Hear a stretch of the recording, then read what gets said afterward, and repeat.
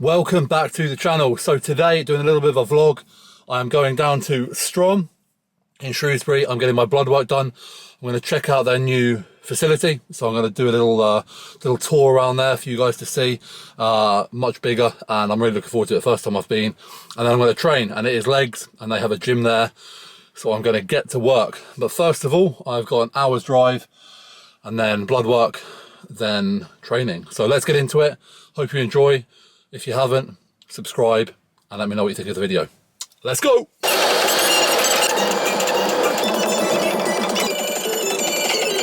Alright guys, we are here. I absolutely love the drive down to Strom from mine. It's like so green, and it's not boring motorway traffic either. It's just nice roads, good driving. So yeah, very nice to view that English countryside. But enough of the hippie shit. We are here, parked outside. So I'm going to go in. I'm actually going to have my pre-workout meal first. Then I am going to get bloods done with Aaron, and then I'm going to train just to make my time as efficient as possible. So yeah, let's check it out. Excited to see what the new facility is all about. So here we go.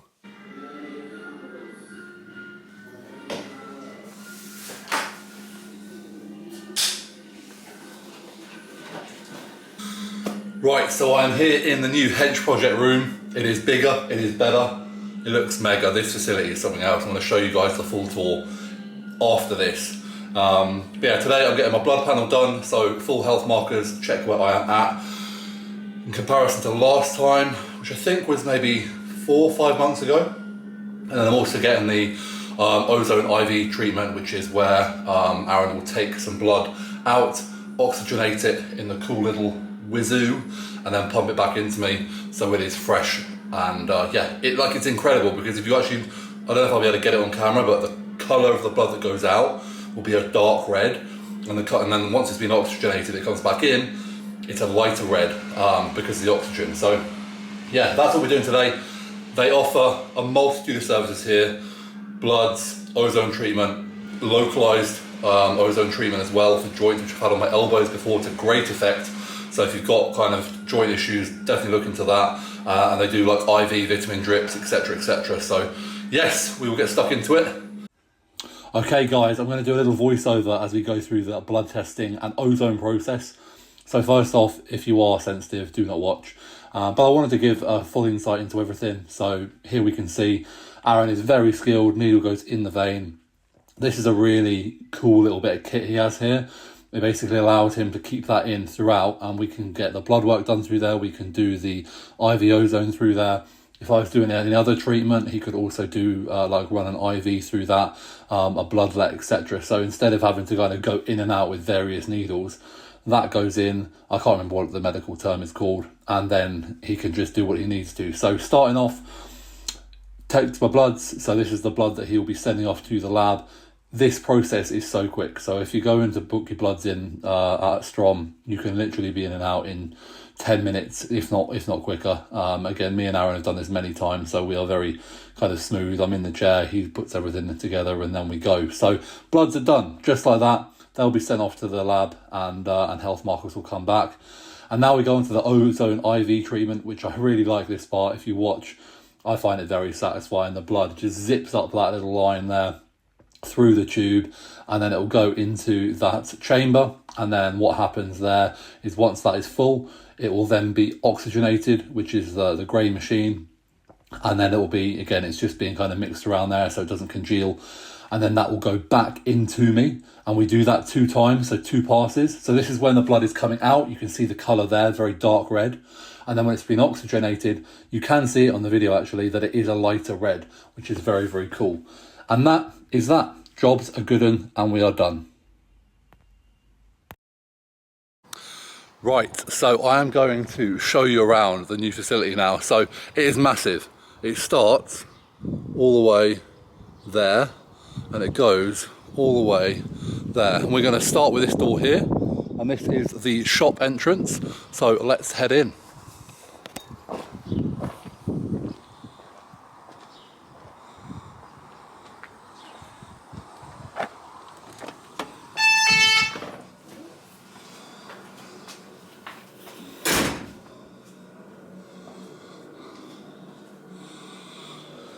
Everything you could possibly need in here.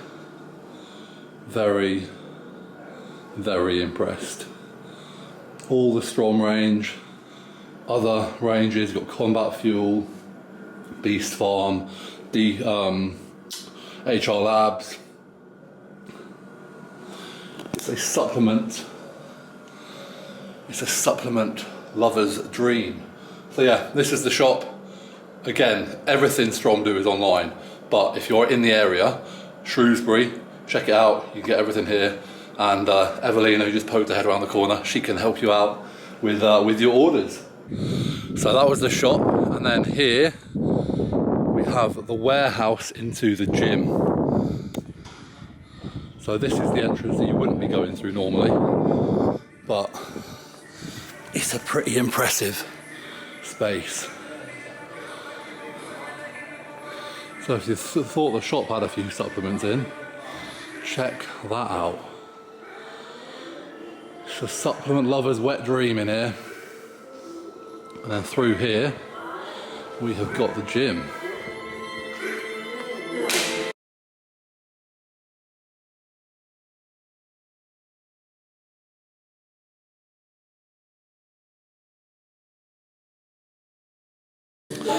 So that is the gym, and I'm going to be training legs in here very shortly. So I am looking forward to that, because they have everything I need. And then upstairs, it goes on. There's more. There is more. Check this out.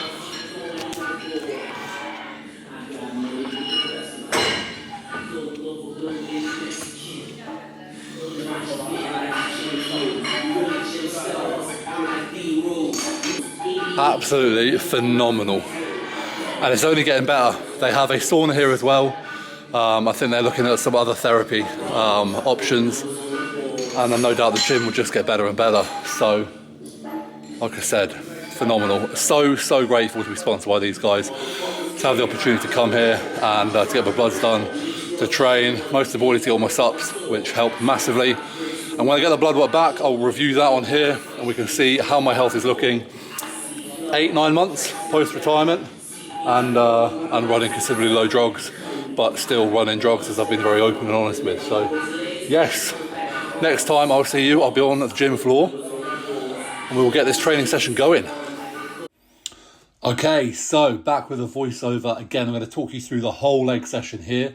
First off, I wrote it all out nicely for you guys, so if you wanted to look and see exactly what I did and even follow it, that is the session.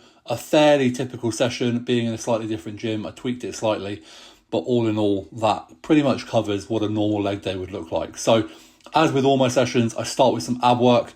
So we do 15 reps of hanging knee raises. I like these. They're just a really good core movement. Again, the key points here, we're looking at not kind of swinging, actually engaging the abs from the bottom each rep and squeezing at the top.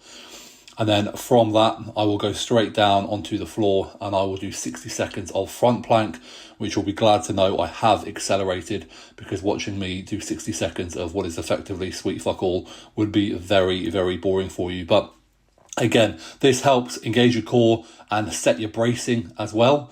So I'll do 2 rounds of that, and then I move into bicep work. Any of you guys who followed me for a while know that I am not a fan of my little shitty noodle arms. So I like to try and increase volume and frequency. Obviously I do them on my pull day, and then I'll do a second hit here on the start of leg day. So they're nice and fresh. I can get stuck into them, push them really hard, but they also don't take away anything from the leg session, because it's hardly like bicep work is particularly engaging. So I did 4 sets here, around about the 12 to 15 rep range, seated cable curls into dumbbell hammer curls. I did get heavier each set. So this last set, both sets were taken to failure. So again, still pushing some progressive overload within that. But for me, I have always found that if I just focus on progressive overload with biceps, I lose the contraction and the sensation and the feel, and I just end up hurting my joints more. So I keep it slightly higher volume, minimal rest, slightly higher kind of intensity in that regard, plenty of blood in. This 4 sets probably takes me 10, maybe 15 minutes. So again, not very time intrusive into the session. And then we kick off legs. So legs, I always like to start with a hamstring curl variation. I find it warms the knees up. And also, you know, we want to hit hammies. I don't actually do too much direct hamstring work at the minute. My legs, fortunately, are a strong body part. As I am going through this kind of retirement process, it's not an area I'm kind of particularly focused on holding size on. I think my legs will probably look pretty good, always. So yeah, hamstrings first, 2 working sets. I will not lie, this machine humbled the fuck out of me. It felt good on warm-ups when I was doing low reps, and then as soon as I hit that first working set, I think I got 5 or 6 reps, it feels good, and then you hit the brakes. So even on this back off set where I lightened the load, it hit me really hard. Kind of right around about now, I was wondering if I had maybe overestimated the weight for a second set in a row. But having said that, a huge amount of tension in the length and range, which is great, and you do get a really good feel. You know, I came off this and I was pumped to hell. So that then sums up, you know, our starting point, hamstrings done, in terms of isolation work. We then go on to quad isolation work. I like to warm up my knees effectively. Like any compound work I do, I'd like to have done a leg curl and a leg extension beforehand. Yes, it may take away from the overall strength output of the bigger movements, but I feel much safer and my joints feel much better, and I have a kind of longer period with minimal joint pain, and I can train harder for longer in terms of years moving forward, and that's what I want. I want to be able to train, you know, into my 50s, 60s with minimal joint issues. Now, this was a different set to normal. The weight stack on here was light. So rather than kind of using a gym pin, which I'm not a huge fan of because I think, you know, you're probably going to ruin the gym machinery at some point or snap a cable. I don't want to come to this new gym at Strom and fuck their equipment up. So I thought, what can I do? I can make it hard by just getting a shit ton of volume in a one-off rest pause set. So I think this first set was like 20 plus reps, and then a rest pause. For any who don't know, you push to failure, and then you take 10 breaths, rest, and then from there go in and do another set. That would be a single rest pause, which I'm doing. You can even do a double rest pause, which is do that and repeat it again. But basically it allows me to hit failure twice in very quick succession, and obviously this second set I'm hitting failure with a lesser number of reps. I'm not sure entirely how many, feel free to count. I think it was around 10. So I think I did like 20 plus in the first set and then 10 plus in the second set. So I've done at least 30, probably nearer 40 reps in one set.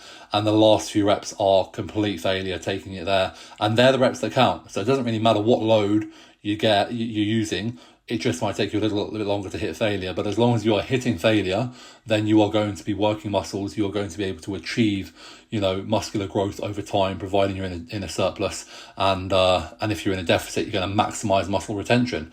So there we go. Honestly, quads absolutely blown up, fried to hell, and sets me up nicely now for the kind of heavier work. So leg press, I'd normally do a hip press. They didn't have one, so just a normal sled leg press, not done this in a while. So for me, as I was loading up, I did my warm-up sets, kept the reps slightly higher, just to ensure that, you know, I was kind of being safe and sensible with my loading. And then as you can see, I'm really focusing on controlling the negative, get the best range of motion I can, so that I am staying safe, but also working my muscles through a full range of motion with a good load. I did 2 sets here. First working set was about 10 reps. And then the second set, I obviously reduced the weight, did a back off set, and we got, I think, about 20 reps there, which is coming up shortly. So again, you know, leg press for me is a really, really good compound. I always used to do my kind of squat variations first, but since getting a bit older, since having a few more knee niggles, I have found that doing a leg press after my leg extension hamstring curl work feels better. And at the end of the day, you know, we can lay out the ultimate training program on paper and call it optimal, but until you try things, you don't really know. Again, I do truly believe that if you're looking at maximizing muscle growth, I would still do my squat variation first. But again, I'm not actually looking to do that anymore, and I am looking to preserve my joints in the best way possible. So yeah, second set, higher reps here, slightly quicker quicker rep speed, but again, the same level of control. I'm not dropping it into the hole. There is no point where I'm just kind of bouncing out the bottom. And you also notice that I make a big point of trying to minimize resting at the top of each rep. As I get towards the back end of the set and things really start to build up from a lactic acid standpoint and fatigue, I will take a brief rest there. What I make sure I do when I get to that point is that I will take no more than 1 breath's rest between each rep. And then when I cannot do that and I cannot push another rep out, then I will go. We've got big Reese Fullwood there on hand, fantastic powerlifter, Strom athlete, just to make sure I did not end myself. So that's effectively the heaviest compound work of the session. I now moved into a hack squat, not something I've not done in a while. I have been running the Zerchers, but because I got my bloods done and the injection point was on the elbow, I didn't fancy putting a bar on that. So we did hack squats. I just did 1 working set here, 10 plus reps. I think it might have been 13, which I hate. Anyone who's followed me a while knows I do not like hitting 13 reps because it's an unlucky number. However, I'm also not going to do 12 reps if I have another rep in the tank. So push nice and hard here. This did feel good. I did do a warm-up set slightly heavier and it did niggle my knees a little bit. So in favour of just getting a good quality set with minimal knee pain and being able to actually push myself to failure rather than worrying about my kneecaps flying off, I took the weight down and smashed the shit out of this one. Again, Reese is there and there's a few other guys from Strom in the gym who were really pushing me on here. As you can see, that 13th rep was absolutely a failure rep. And now we go on to the compound work for hamstrings. So stiff leg deadlifts, I like loading my lower back. I have had 2 slip discs in the past. I have had lower back issues and niggles and flare-ups through my whole life. I find that if I'm consistently loading my lower back, I feel a lot better because I'm actually strong. The worst thing you can do is back off lower back loading if you have a weak lower back, because it's only going to get weaker and it's only going to go more. I was slightly limited here because obviously with my new wrist tattoos, they are still healing. I did not want to wear wrist straps, so I had to go on my grip, which did fail before the rest of me. However, it was still a really good set. I was still really happy with the way things moved, and the loading was pretty solid for me as well. So all in all, a good couple of sets, and again, feeling it through my posterior there.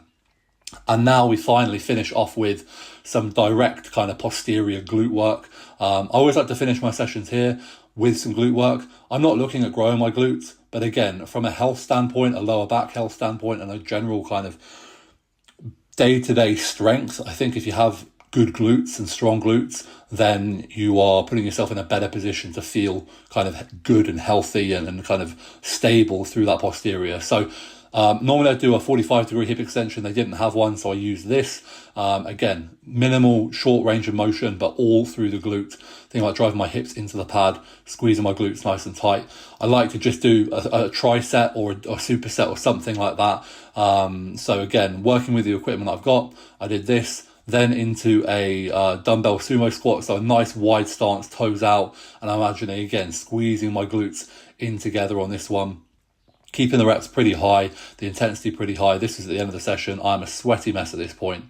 And then once that is done, we go into walking lunges, which are one of my favourite movements. I use them all the way through my early career as a finisher, and I think they're great because they tie in absolutely everything: glutes, hamstrings, quads. I'll make them look pretty effortless here because, funnily enough, I have sped it up. I didn't want you guys to watch like a minute's worth of walking lunges, but again, high volume, 20 strides down, 20 strides back, and definitely feeling the burn both in the legs and in the lungs. And that wraps up the session. So guys, that is legs wrapped up here at Strom. It was a really good session. I am very sweaty, very glad I bought a spare t-shirt because it is needed. A really good session. Again, training in a different gym to what I'm used to. I always try and follow a similar format. So the session, certainly for the first 3 movements, not including the bicep work, was exactly the same as normal. So we had the superset on biceps, lying leg curl, leg extension, leg press. Then I tried the hack today instead of the Zerchers. I didn't want to put pressure on the injection vein that I just had the blood taken from. Then we did our stiff leg deadlifts as normal. Again, not being able to use straps on those while my tattoo heals, but still happy with the numbers there. And then I did a tricep, which is a bit different, but again, kind of glute focus, just tying everything together. So yeah, very happy with that. That wraps up my training week, which I am glad of because I am tired this week. And yeah, that is the day at Strom complete. So I've shown you the blood work, shown you the Hench Project Lab, I've shown you all around the facility, and I've shown you my leg session. I hope you guys enjoyed it. If you did, drop a comment below. If you didn't, why not? Drop a comment below. But please, as always, like, comment, share, subscribe, and I will see you guys in the next video. Thank you very much. See you guys later.